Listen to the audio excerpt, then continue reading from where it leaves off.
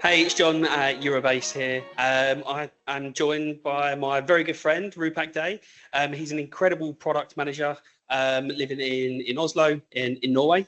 We're going to be talking about his highs and lows throughout his entire journey from the very beginning to the now, basically, where he's created his own startup and choosing his own destiny after a short time as well. So can you introduce yourself, Rupak? Oh yeah, thank you, John, for having me on. It's great to see you as always. Yeah, Yes, awesome. as John said, my name is Rupak. I'm British. Live in Oslo now with my, I guess, Norwegian family. My wife's Norwegian, and my kids are likewise Norwegian. Been here a few years. Been working away, and I'm 48 years old.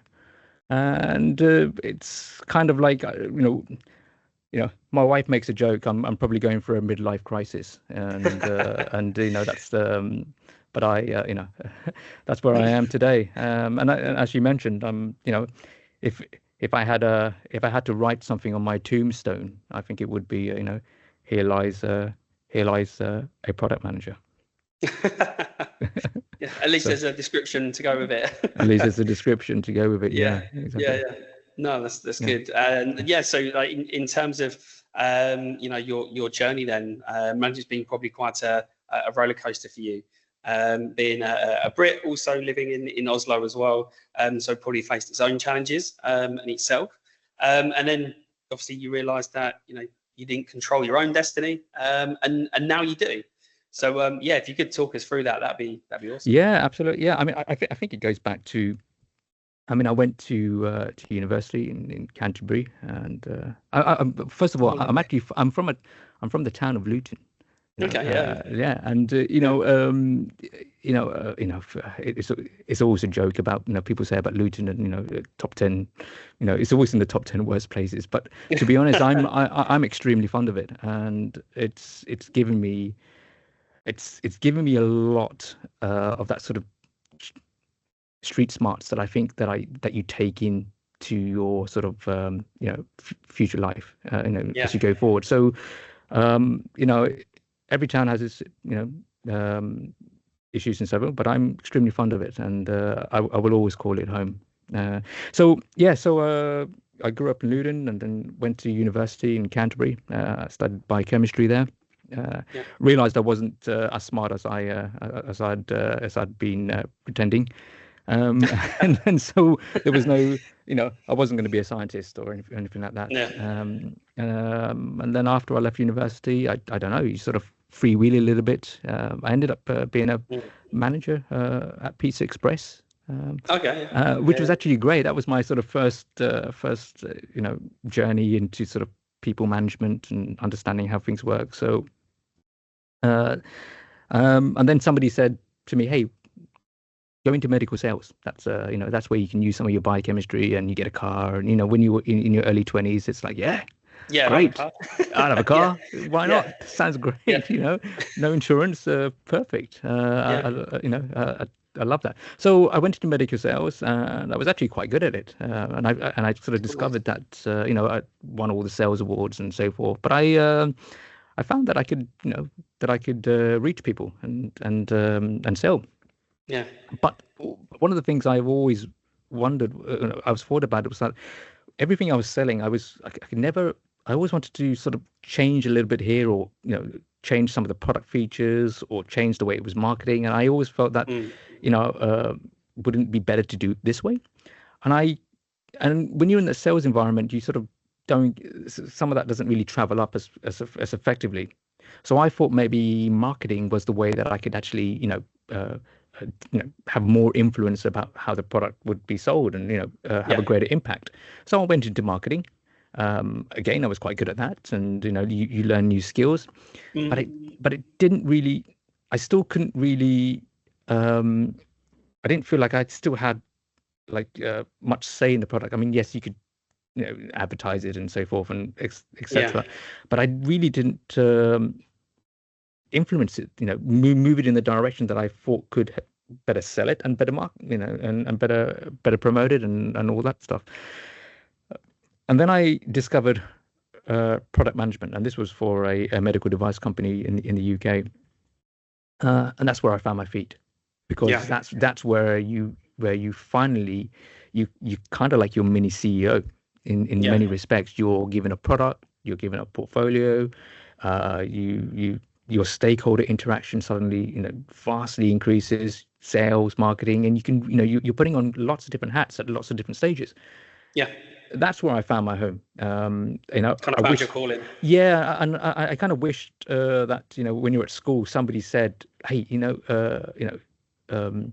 this is have you thought about product management?" Because it's not like a role that people define. It's not like it's not like, hey, you can be a chartered accountant or you can be an architect. These are kind of like professions. Yeah. But so you kind of discover product management, and when I discovered it, that's where I found my calling, and I really enjoyed it, and so I always recommend people who are wanting to go into product management to somewhat take some of that route. Start off in sales. Do some marketing, and also marketing is not just about promotions. Really sort of study it from a strategic perspective, because that will help you along the way, and then get into product management. I think if you are a person who is interested in a lot of things and is much what I would call a horizontal person. You have people who are sort of verticals, who like to do one thing, focus on one thing and just do that and nothing else. But if you find yourself that you're more of a horizontal person, I think product management is definitely a career choice I would sort of explore. But that sort of sales and marketing beforehand, I think that will lead you into it will give you the foundations to be quite an effective product manager. So I was doing that for a few years. Then obviously we were living in London with my girlfriend. Then we married, and then she decided, let's move back to Norway. So I did. Yeah. And that was my first period of unemployment. Yeah. And that's when That must be quite tough, being because unemployed to a new country. Yeah, I mean, obviously this was roughly around the time of the financial crisis, and what was I like? In my sort of 30, I was 30 in my mid 30s and so forth. And you're a little bit arrogant, 20 up to your mid 30s, 40, early 40s. You could, you come from the UK. You think, yeah, I can get a job. I was a great salesman. I was a great marketer. Great product manager. Like look at all this. I could just really optimistic. They would just roll the red carpet and I could get a job. It wasn't the case. And yes, you can put the language barrier to one side, but that wasn't the case. So I think I was out of work for at least a year and a half, and at that stage I then decided to come back to the UK, and then and get a job there, and then travel and commute, because I had that flexibility, that opportunity to do that. Okay, that's really good. But and I'm gonna touch back on this a little bit later, but being unemployed sucks. I mean, I'm not gonna joke. No matter where you are, what profession you are, it is a gut wrenching, awful experience. Your CV, and you have to say yourself and so forth. When you introduce yourself, you would say, hey, I'm John, or I'm Rupak, and the follow-up question always is, well, what is it that you do? What's your name, and then what is it that you do? And then you have to say, I'm this, I'm that, and it's part of your identity, your name, but when you say, well, when you say that, no, I don't have a job, it's almost like you don't have an identity. You can't. Yeah, you almost get judged straight away. Yeah, you're judged, and you're sort of, you feel a little bit less valued, and you can beat yourself up about that. And I remember one night, I think I was lying in bed, and I think I just maybe had a panic attack.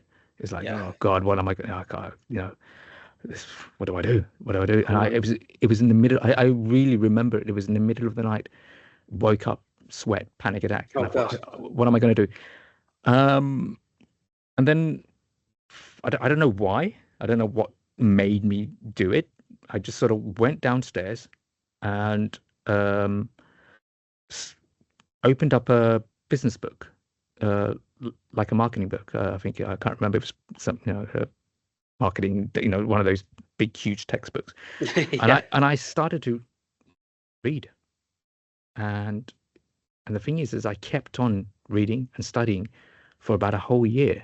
I just kept it, and I kept on going courses, and I was doing all the networking thing, but I just really studied. And here's the ironic thing is that everything that I sort of taught myself during that period of unemployment really set me up for the next 10 years. It gave me the foundational knowledge and confidence to actually be a better product manager and be more sort of, be better at. So it really did set me up. So in many respects, that period of unemployment, when I look back on it, it was really an opportunity, because when you're working 9 to 5 or whatever hours you do, and then you do all this stuff, you never really pause to reflect. You never really get time to think and improve. So I always, my advice to people, if you are in that position where you suddenly find yourself out of work, and yes, I'm not going to sugarcoat it. It's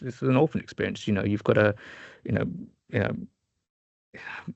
beg a little bit for jobs and lower your expectations and so forth. But I would take a different strategy. I would actually I would try to see, well, look at it as more of here's a period of time that I will never get back, and use it to improve. And what do and not just studying. I mean, do other things such as wake up in the morning a little bit earlier. Even though you don't need to do that, wake up earlier, start the day, go to the gym, come back, have some structure in the day, but also structure be productive.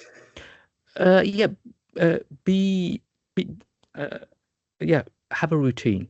Routine's always have a routine. Healthy. Have a routine, and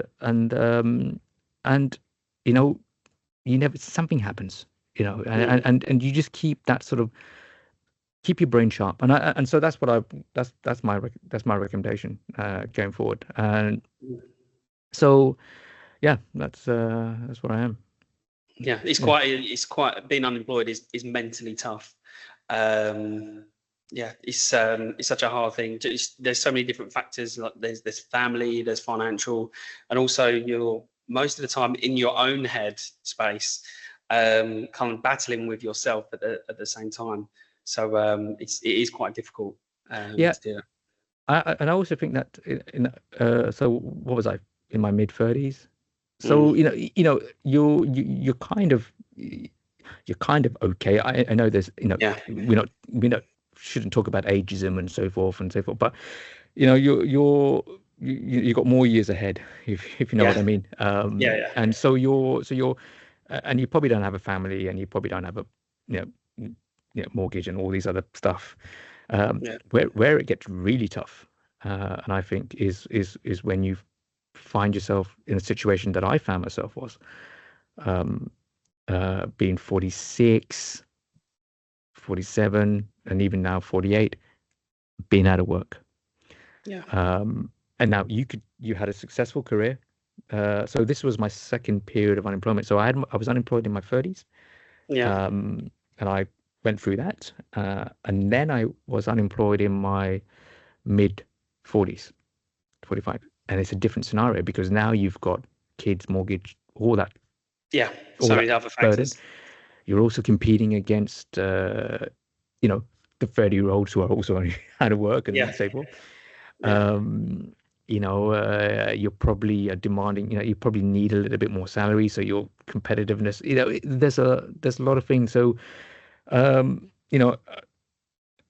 my situation was that I'd worked in a company for 8-9 years, extremely good, really successful in terms of what we did. I was very proud of what we did there as a team and so forth.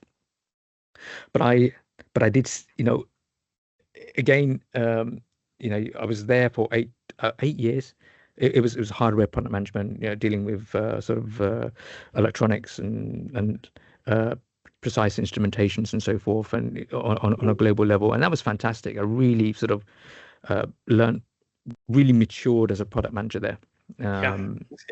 And but then you get this tunnel vision, and I noticed that when I looked at the job market, there was all these head of products, SaaS, AI companies, AI this, startups, and I was thinking, whoa, if I don't pivot a little bit, I'm going to be like these sort of actors who get typecast into one role.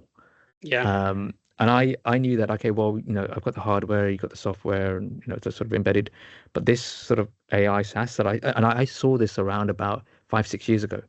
So I thought, okay, I better come outside of my comfort zone, because I could have stayed in that comfort zone, and sort of bobbled along, I guess. But I knew that if I didn't pivot and learn more skills, I was going to be I was going to find myself with fewer roles to actually apply for. And so I went into a SaaS company and an AI company, and that was a really outside of my comfort zone. Because it was just software, and it was just all this new terminologies and language and so forth. So once I became comfortable with that, I thought that was great. And then I went into but I found it a bit like, have you seen that film by Bill Murray, Groundhog Day? Groundhog Day. Yeah. The experience I had was that when I was working in hardware, because the stakeholder interaction was always the same. It was always different. You interact with, every day was different, and you're in different different stages of the product life cycle. So it was basically different day, different. It was interesting. I went into SaaS, and I went into this sort of, this is B2B and all this other stuff, and it was everywhere. It was 80-90% of the roles were that. And I just found that every day was the same. You have your stand up. You have your stand-up meeting, and then what did you do? All that stuff. And everyone's talking about agile. Nobody knows what agile is. All this stuff. If you ask somebody what agile is, you get different answers all over the place. So, but I there was a repetitiveness, and it was just you only dealt with a limited range of stakeholders. So I found that to be, what is the song? Cher. I think when 6 o'clock every morning, that's Cher song. I got you, babe. So that was always playing in my head. I got you, and I thought, oh god, this was a little bit too repetitive. And I really missed working with my hands. That's one of the things about working with sort of hardware and building stuff. You can actually, physically. Yeah, there is something satisfying about screwing something together and building something. It's I don't know, it just feels good. I've always been a kind of a handy person in that respect. So I went into another role, but then that only lasted 6 months. It was the wrong role. It wasn't what I thought. And then and I found myself. I found myself just completely, spat out and left out, and then suddenly you realize that you don't really have any control in your sort of in your destiny. And I found myself like, okay, what do I do? Where do I go? It was I mean, I also had some sort of personal issues that were piling on board, so there was professional and personal issues, and it was like, it was actually quite a low point.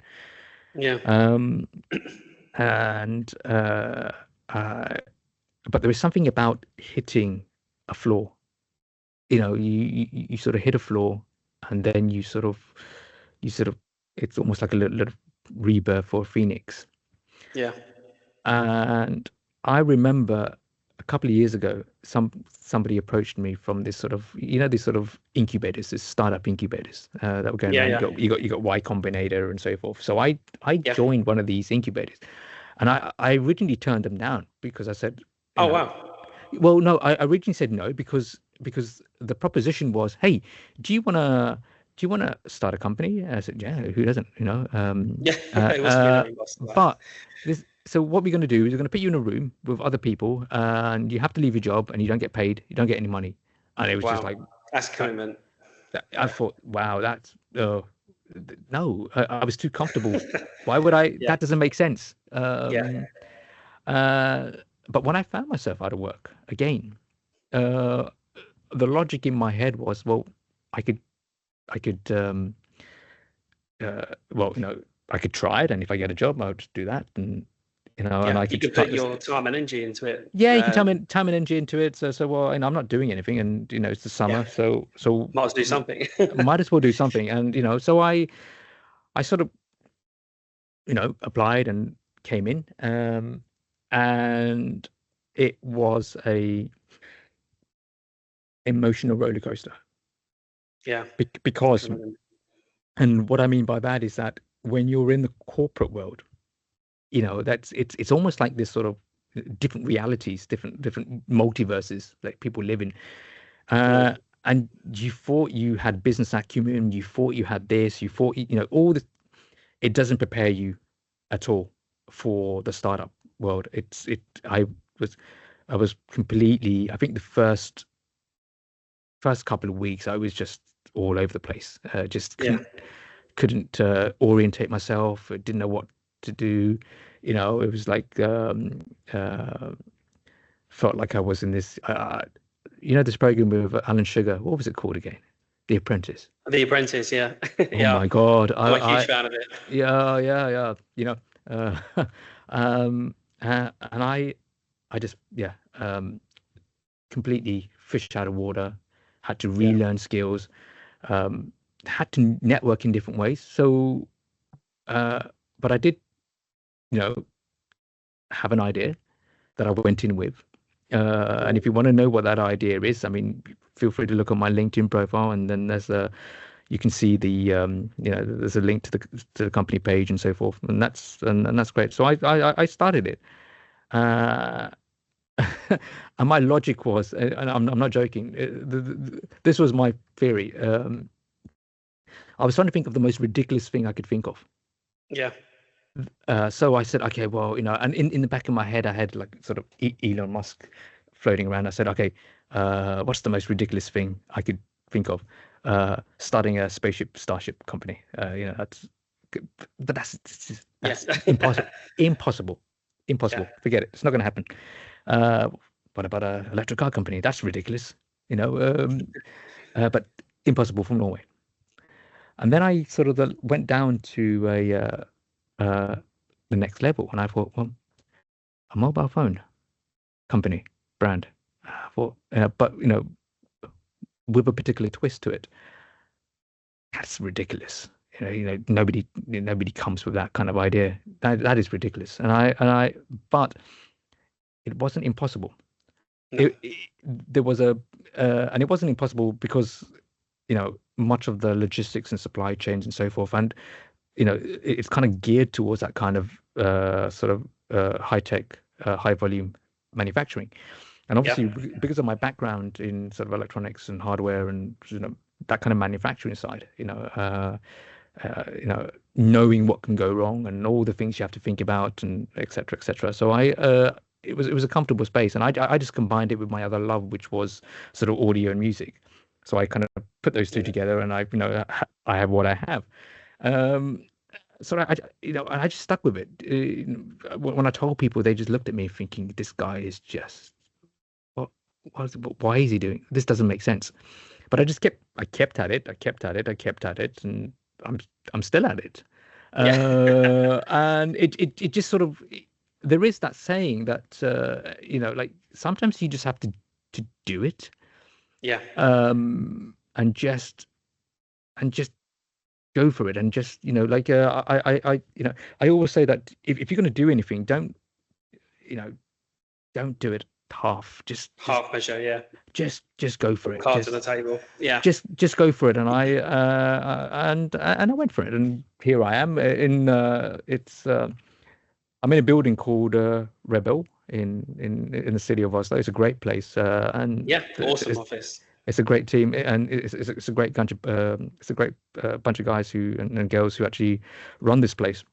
Mm. But I saw it, it's a bit of a joke. It's a bit of like a running joke that people say, it's ironic that you of all people will end up in a place called Rebel. And so this is where I've sort of started and sort of based myself, and this is how I'm sort of moving along. Yeah. No, that's good. But what sort of challenges have you seen so far? Starting your own company and your own product. Basically, you have no idea what you're doing. Yeah. Yeah. You think you do, but you have no idea what you're doing. Everything is new. Yeah. Term sheets, funding, pitching. I was terrible at all of those things. I just all over, and you're listening to advice, and you think, oh yeah, that's great. Then you do it, and you think, even though it doesn't make sense, you still do it, and then the way I would explain it is that you spend maybe 6-7 months learning all these new things, and then you have to spend the next 6 months unlearning everything that you've learned, because you realize that it's not right. Wow. And you're always in a position of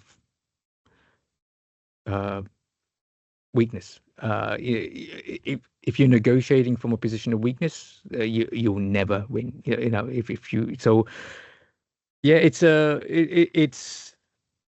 not easy. It's but yeah, what? I think it was right for me. Yeah. It was right for me because it opened up a network of individuals and people that I would never have encountered. If I was just working, yes, I would have done that. But you really sort of unplug yourself a little bit from what I call the matrix, and suddenly you see everything in a different perspective. And here's the thing: if you do end up going back into what I would call civilian life, or back to work, I think you'll be in a much stronger position having tried it. And even if you fail at it, it's I think you'll be in a far better position. And I think you mature, you sort of mature a little bit. And I think one of the things that if I could go back in time, like we're here at the Rebel, and they it's based around this theme about Back to the Future. I mean, they have a DeLorean downstairs. Yeah, it's cool. Yeah, and I think if I could go back to the future or back into the past and speak to my 30-year-old self, I would simply tell that individual, don't be less emotional. And see, there's a difference between feelings and emotions. Yeah.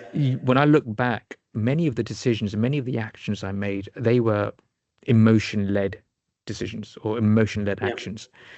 And it may not serve you very well.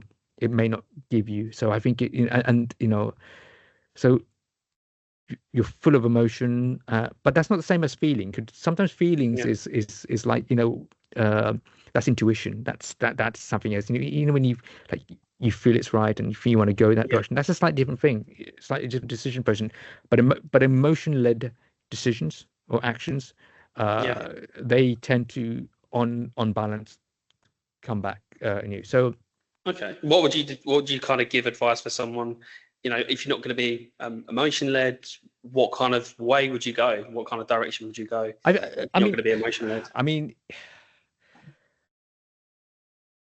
you've been in a situation, and I think everyone has, where you're upset and you write an email, and I always say, whatever you write, and it's if you're writing something under emotion, don't send it. Pause, wait, come back, calm down, and then look at it from calmer perspectives. So Yeah, so if you can control, I don't want to use the word control because Kind of manage. manage your emotions. Like I think if you and that will also help the people around you, Yeah. also too. And I think when I started this startup journey, it was just emotions. I was all turning inside out, and Yeah. I think when I look back on it, I'll probably, I was probably a dick in the first couple of weeks because I just I just didn't There understand was a what I lot was. happening. There was a lot happening. It was just, Yeah. it was like I felt I was discombobulated in many respects. So, uh, but once you sort of manage your emotions, what you end up doing is actually you end up actually doing this other thing, which is managing your fears.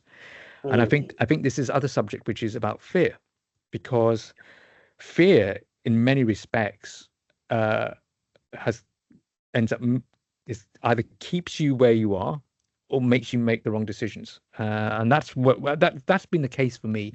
You know, fear of not doing this, or should I have studied biochemistry? I don't know. I just thought, that's what was expected in science, and you know Yeah. could I have done something better or something, that would have been something I could have used more. I mean, I still use it, but it's, could I have done something else?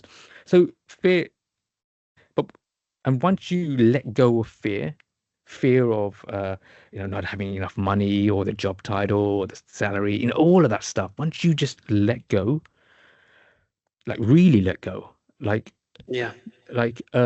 you free yourself from all of that baggage and weight. And then what ends up happening when you free yourself from, when you manage your emotions and you free yourself from all that fear and all that stuff, is that you end up finding something that you may probably have never had. Yeah. And I can only speak from my perspective and from my personal experience, and that is what I say is finding your voice. Yeah. Um, and what I mean by that is, you know, whether I succeed or not in this startup, or whether, whatever, it has enabled me to find a voice, find a purpose that's greater than just you as an individual. It's not about you anymore. Um, and once things are not about you in that Mm. way, you've kind of let go and you kind of are in a happier place. You embrace failure, you embrace, like, material things don't matter as much, and you just kind of just sort of, let go, enjoy it, and use every opportunity to learn. So yeah, manage your emotions, let go of your fear, and then try to find your voice, because it is very difficult to Yeah. to find that voice, because the way I would describe it is, uh, uh, you know, there is noise everywhere. You know, Yeah. there is signal, and then there is noise, and noise is coming from all over. It could be in your, the personal life, professional life. There is just noise, noise, noise, noise, noise, and you're trying to listen out for that signal. Yeah. First you need to identify it, and then you got to tune into it, and then you got to think, but what is that signal? No, Yeah. that signal to me, from my perspective, is what I would call the truth. Yeah. That the signal is the truth that's just lost in noise. And there's a lot of things going around the world, a lot of confusion. We've got talk about AI, you've got things in the Middle East, which terrible things going on. Oh yeah. There's sort of everyone is saying this and saying that and believing this and believing that, and don't listen to them, listen to me, listen to us. All of that, it's just noise, Yeah. noise, It's noise. And you're trying to find the truth, and it's lost in there. it's tough. It's Yeah, tough. it is tough, but I think if you can, as I said, manage those emotions, control your fears a little bit, let go, find your voice, and then what ends up happening is that when you look for when you look for the truth, which is the signal, um, you find that there are other people, Yeah. there Like kind of going through the same going for the as thing, you as well. but you find those people. When you look for that truth, you actually find those people, and then you end up actually maybe collectively increasing the amplitude and just making that signal a little bit stronger. And then when you've locked in on that signal, you sort of go in. So yeah, maybe I'm talking a little bit more sort of, philosophical and so forth, and it's a bit, wishy-washy. But for me, it's been and there's constant noise, and I think that you can apply that in your professional career too. There's so much noise, what to do, and focus on, try to find that signal, and then and learn the skills to do that. And So when it comes to creating your own startup, you used to give someone sort of one piece of advice. What would be your top piece of advice to give that person? If someone to inspire someone that wants to they've got an idea, they've got a product, what would that piece of advice be to that person? It would always be just do it. I would say just do it, and don't be afraid about being ridiculous and so forth. Just do it. And also maybe trust yourself a little bit. This doesn't mean stubbornness and not listening. I mean, you've got to listen, and you've got to absorb all the advice, and you're going to get a lot of advice, and you're going to make a lot of mistakes, and you're going to just but once I started to sort of trust myself and listen to myself and then relax, you start to sort of enjoy it. If you're not if you start something and you're not enjoying it, and you don't see it as a greater purpose in yourself, maybe it isn't.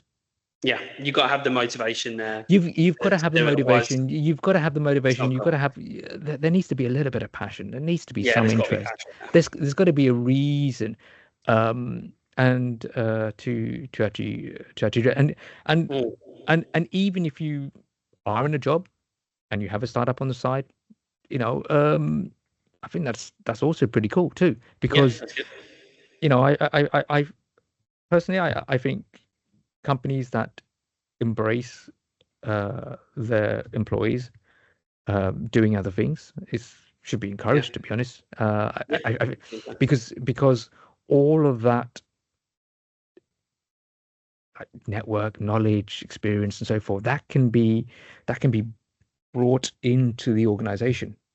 If that individual is just working and going home and that's their life, it's new skills they're learning that they can bring into the company that could make the company even better as well. It should be encouraged. I personally think it should do. So I think if you're finding individuals that have this sort of ambition, is that's good. And the thing about ambition, this is always a thing. People talk about persistence. Like this, stubbornness or persistence. But I think I saw this on a YouTube clip. So this is not my own sort of original idea or original thought here.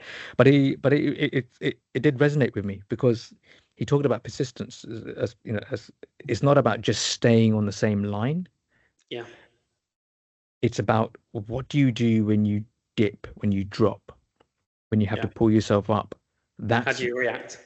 That's persistence, and that's and how do you deal with that? Because the reality is, and then everyone who has ambitions, or everyone who wants to do something that's greater than themselves or something like that, you will fail. You will hit those low points, and you will dip, because that's the nature. You've got to try things. You've got to go out there and know if it works or not. And if it doesn't work, you will hit, you will hit down. So that's when you need to get up. So I think persistence isn't about staying on the same thing. It's about, what do you do when you are low? And most ambitious people that I've come across, they have that sort of that ability to go low and then rise above it. No, that's a good piece of advice. No, thank you. So what's next for you, Rupak? What's in store for the future? Well, I mean, I'm going to be continuing on with my startup on the side, but I've actually in discussions at this particular moment. We'll see if how that pans out. Mm. I could be working for a company here at Rebel. Let's see how it Amazing. goes. Yeah, Awesome. I mean, because at the end of the day, you have to think about your runway, and you have to think about all those other things. Yeah. And this particular role, the people, it was just too many things were being ticked. It's like a game of bingo. You know when you play bingo, it's like, Yeah. tick, tick, Yeah. tick, bingo. That's it. Yeah. It was just too many ticks to actually ignore.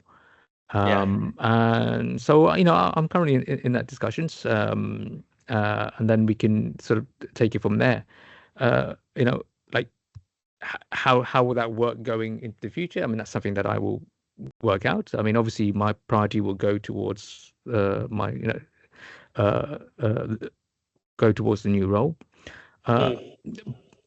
but I think that because of the sort of logistics of it and the way everything is, I think I can do both. I think it could Yeah. work out quite. I think it could work out nice, and one will enhance the other. Yeah. I That's think so. that's I think one will just enhance the other. So it's in the same kind of technology space and so forth. It's just um, it's actually very complementary. Now that's quite rare, but it's no, yeah, that's my plan. sounds So super exciting. let's see. But never say never. Keep things open. Yeah. And yeah, Yeah. and keep the No, wife that's happy. yeah. Keep the wife happy. Definitely do that. Actually, You that's number definitely one have to do advice. that. Yeah, That's number one always. happy home, and then everything else kind of. I think the saying's happy wife, happy life, I think. Yeah, but Yeah. it's and but I also think that's I think one of the advantages now, I guess, that I probably didn't have in my mid 40s is Yeah. that my kids are older now. I mean, they're 10 and 13. Yeah. So they're kind of like, managing themselves in some respects. In some respects, they come, obviously they come calling when they want something, Roblox or something silly like Yeah, that. that's it. Yeah. Yeah.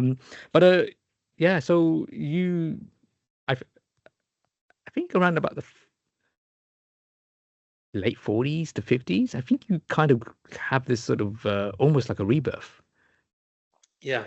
and there's this sense, um, of like, you know what, I've got a good 20 years left. Yeah. That's a long What time. it's a long time. I mean, obviously it's not as long as, but you do have a good 20 years left. Yeah. Where you're still, you still have your wits about yourself. And I think, well, what do you want to do with those last 20 years Yeah. of your work? And what do you want to contribute? What do you want to give back? And for me, it's a case of, all the things I've learned and all the things that I always quote Oscar Wilde, experience is the name we give to our mistakes. Yeah. You wanna share that, and you wanna, you know, uh, uh, make sure that the generations coming up are enabled, so they can then continue on the things that you guys, that we set up. So it's there is this sort of like, again, maybe I'm being a bit sort of philosophical and all that stuff, but there is that passing of the torch feeling. Yeah. I don't know if it comes with age or so forth, or how you are, but you do want to make sure that you leave. It's a bit like a hotel room or an Airbnb. You want to leave the place as is or better than you found it. Yeah. And I think our generation, uh, you know, we have a lot of problems in the world. Yeah. A lot of problems. We do. It's almost overwhelming, and we should, before we all retire and get off, we should try to leave it as is or better Or better. than Yeah. how we found it, I think. for the generation that's coming up, because Man, it, it's it's very difficult to predict what's going to be happening in the next 20 years. Oh yeah, definitely. You wouldn't, 10 years ago, if you said there's going to be a global pandemic in 2020 and 2021, and you're going to have to stay at home, you're not allowed to go outside, you're going to think you're crazy. That's things that you see on film, but that happened. So Yeah, you just don't know what's going to happen. no, I think technology is moving at a pace, and everything is just and also our interaction with technology is very different. I mean, when I guess when I grew up and when we grew up,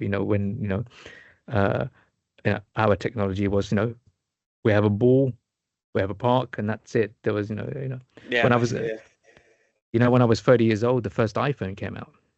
Yeah, that's crazy. Up until then, it was that Nokia Snake and 3310, 3330. I'd buy for those. Yeah, but I do think that I think again, maybe I'm being, I'm over egging this a little bit, but I think our generation, or my generation has a certain gift that we can give to the future, because we are that generation that was the bridge between like we grew up in a world where it was all dial-up internet, and we used to write letters, or we used to arrange a time at school, and meet people. Like now when I go out, I hardly see any kids outside. No, that's it. Yeah, this is quite sad, to be fair. I think. Yeah, it's a completely different upbringing now. So I think if our generation, who have got a good 15-20 years left to work, I think if we can sort ourselves out a little bit, and we can actually try to leave the world a better place for our kids and their kids going forward. Yeah. No, I think so. That was a good kind of a way to kind of wrap up the podcast, I think. Yeah. But yeah, it sounds like you've had such an exciting journey, and reflected a lot, and also learned a lot as well at the same time. And I think there's a lot of takeaways for people to have with this podcast. So look forward to sharing it with everyone, and hearing everyone's thoughts as well at the same time. But and also good luck with Day Audio as well. Absolutely. Yeah, I guess if you want to know more, just check it out on my LinkedIn profile and click on the link, and then if you like what you see, just subscribe or whatever they say. Yeah, awesome. Cool. Perfect. Well, thank you so much for your time, Rupak, and I'm sure we'll meet again soon. And next time I'm in Oslo, we'll meet up for a coffee. Absolutely, and I guess that can be likewise be reciprocated next time I'm back in the UK. Yeah, that'd be cool. Amazing, lovely. Thanks, Rupak. Thanks a lot. Bye bye. Take care. Bye. Bye.